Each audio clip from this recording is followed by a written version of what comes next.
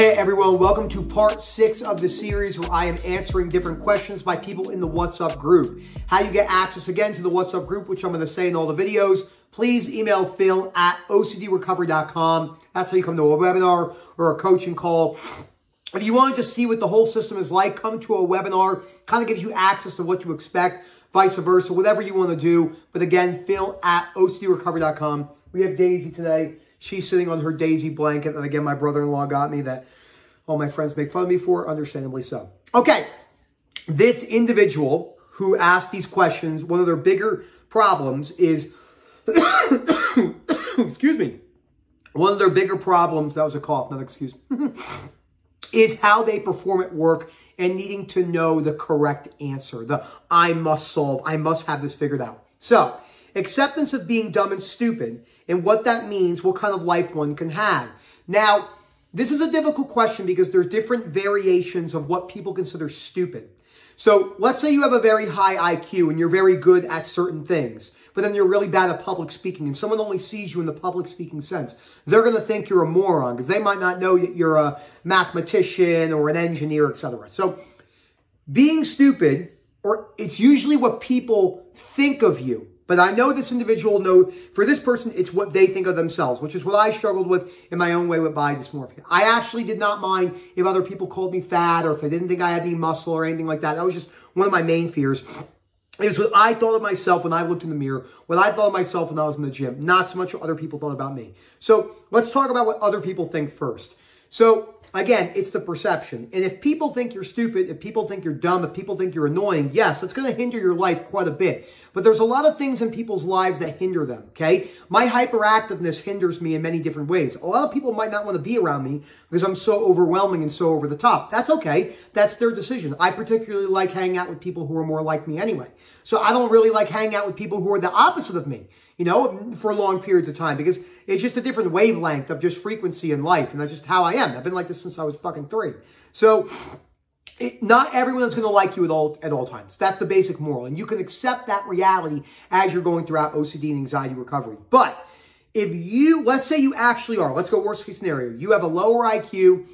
The average IQ in America is like 99 to 101. I think China and Japan, it's a standard deviation higher than other areas of Asia. And in certain areas, in other countries, it's a standard deviation lower. So let's say you have an 87 IQ. The reason why I thought about 87 is Gary Ridgway, the Green River Killer, had an 87 IQ. So go figure. Your life will definitely be hindered in certain ways. You might not be as efficient. You might not be able to problem solve. But also, we have to remember, even the way we hold it on ourselves, stupid and dumb is also very subjective, and it depends on how you apply it. There are people out there that have genius IQ, I believe, is over 139. There are plenty of people out there that have an IQ over 139, but they're super pessimistic and they don't take any action. That person is not intelligent in a global scale of efficiency to me. I'd rather have someone that has a 96 IQ, slightly below average, but maybe they were a Marine, for one example, just a small example, and they're really good at efficiency and getting the job done in a task perspective. That person more than likely will have a higher intelligence on a global scale of getting things done. Because again, I don't care how much information you have. I spent my whole life being an information gatherer. I gathered information, this and that. I majored in the minors. It's an exercise physiology term. People are always like, well, what's the best RPE to train to? Or what's the best rep range? That doesn't matter. What matters is you going to the gym 4 to 5 days a week and training primarily to failure a lot more than you think. It's just that simple.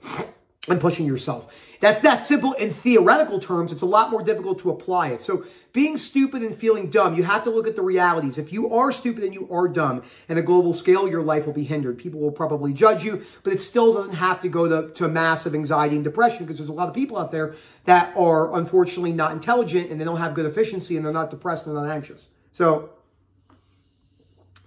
how to have a mindset shift from right and wrong to see these things as different ways of doing things, and one is just a bit better than the other. Okay, right and wrong is completely 100% subjective on the individual. Okay, there are major religions: Catholicism, Christianity, and Islam. Okay, there are carryovers between right and wrong in the majority of these religions, but there are a lot of differences. So in Christianity and Catholicism, Islam, and religions, it's an easy one to use. If you have a belief on any three of those and you are radical, and forget what's happening in society right now. This is way, way back in time.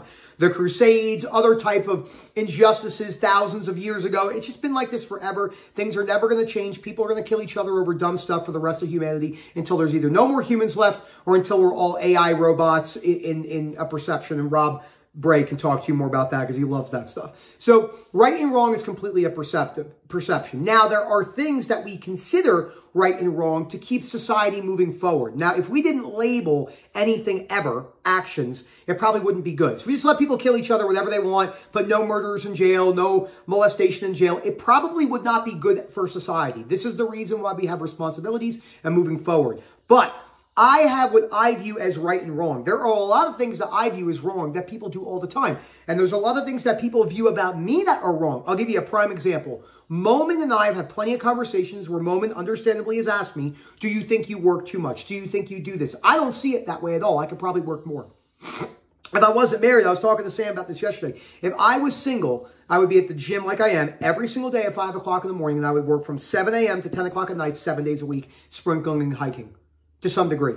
I just like that. I've been doing this for almost a decade. I love it. I have pure passion. You see me, all my videos, all my content. That's the way I am because of my belief systems, my behaviors, and how I act, and my perception, and my genetics. People view that as wrong. I don't view it as wrong. I view them as wrong, but I can accept them, and that's completely okay.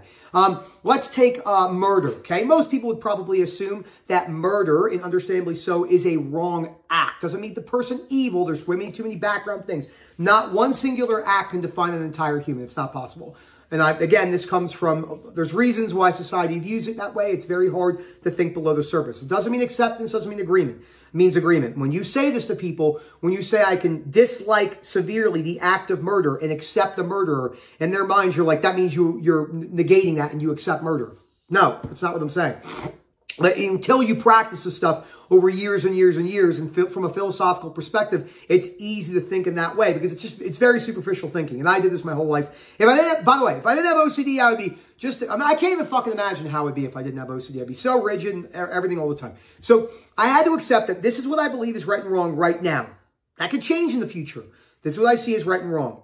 Now, this individual is different. This person, not different in the sense of anything I just said. They have to take much larger risks about being wrong than most other people because their main fears are about being wrong. That scares them the most.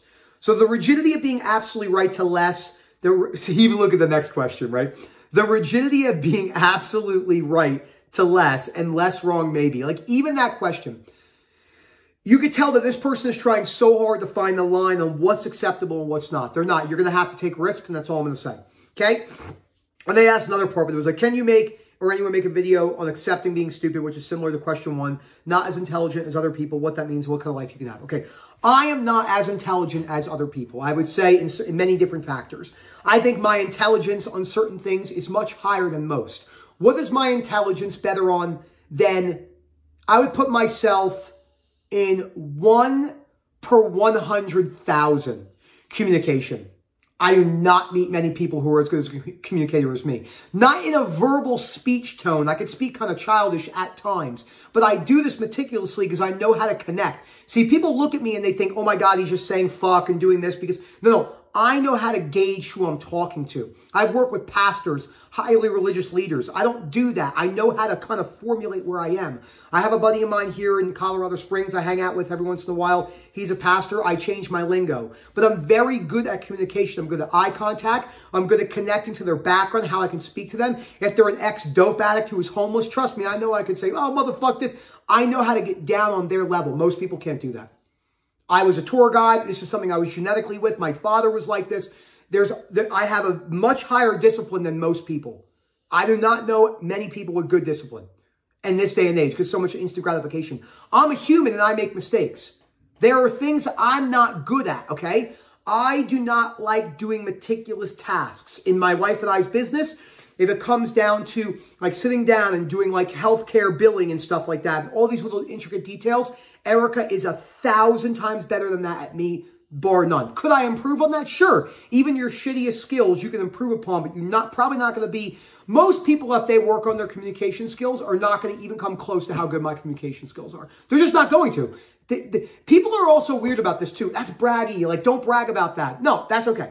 If you are an attorney and you make $60 million a year as the best celebrity attorney, you have obviously done something correctly, worked hard, with luck, and just the way the world works, you can be okay about that. Like, when you market, you can say, I am the best. This is my repertoire. There's nothing wrong with that. People are so afraid of hearing people that are better than them.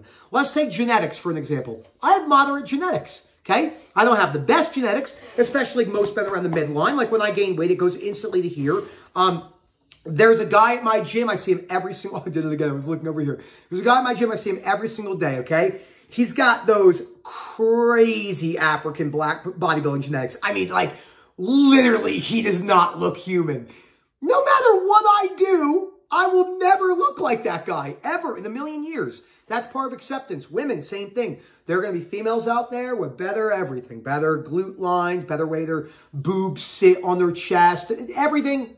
But in the end of the day, we all age and look like shit, which is actually not a rationalization, because it's true. It doesn't mean you shouldn't take care of yourself, because that's where the rationalization can come in. But what's another thing that I'm not good at naturally? Oh, how do we forget the number one thing? I'm sure I could talk loud enough so Erica can hear me, because she's down the hallway.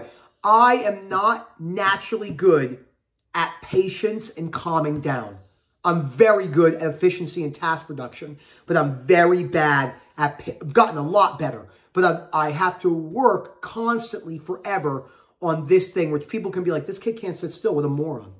Like, he can't, like, just sit down and do these things. That's not true, because I read a lot of books and do stuff. It's just more difficult for me, and I had to work on that, okay? But I'm not going to be gifted in many things like other people. Math, not a fan. Certain sciences, not a fan.